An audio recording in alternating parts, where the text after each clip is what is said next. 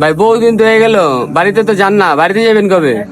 জামু তো যে ভাই বাড়িতে দীর্ঘ 10টা বছর তো কাটায় দিলাম, দেখি ভাই সামনে যাইতে পারি নাকি। ওই বেড়া, কাজ কামের কোনো নাম গন্ধ নাই, সারাদিন খালি গল্প করস। বিদেশে মাঠে থেকে এগুলো চলে নাকি?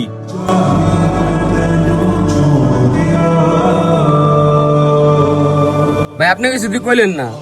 মহাজনে চিল্লাচিল্লি করছে, মনে কিছু নিস না, বিদেশের মাটিতে এমনই।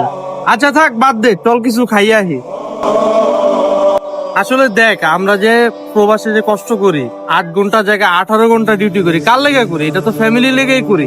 এটা তো বুঝতে হইব, মানুষ কিছু বললে এটা সহ্য করে নিতে হইব। কি আর করার ভাই। আচ্ছা থাকেন ভাই, আমি রুমে থেকে আই। তেমন ভাই আপনার লেগে একটা খুশি খবর আছে। কি আবার খুশির খবর নিয়ে এলি? ভাই আপনি যে ছুটির আবেদন করছিলেন না, ওটা তো পাস হয়ে গেছে। যাক, ভালো হয়েছে ছুটিটা পাইছি, দীর্ঘ 10টা বছর পর বাড়িতে যাব। আচ্ছা থাক তাইলে ভাই, আমি রেডি হয়ে আসি। আসসালামু আলাইকুম আব্বা, কেমন আছেন? ওয়ালাইকুম আসসালাম, আমি তো ভালো আছি। তুমি কেমন আছো বাজান? আছি আলহামদুলিল্লাহ ভালো। আব্বা আমি তো 3 মাসের ছুটিতে বাড়িতে আইতাছি।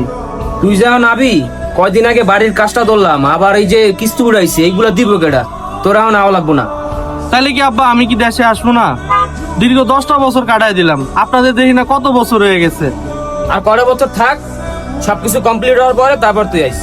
ঠিক আছে আব্বা, আমি আর আসবো না বাড়িতে। আমি যদি আসিও তাহলে আমার লাশ আইব বাড়িতে। আমি আর জীবনও বাংলাদেশে পাড়া দিব না।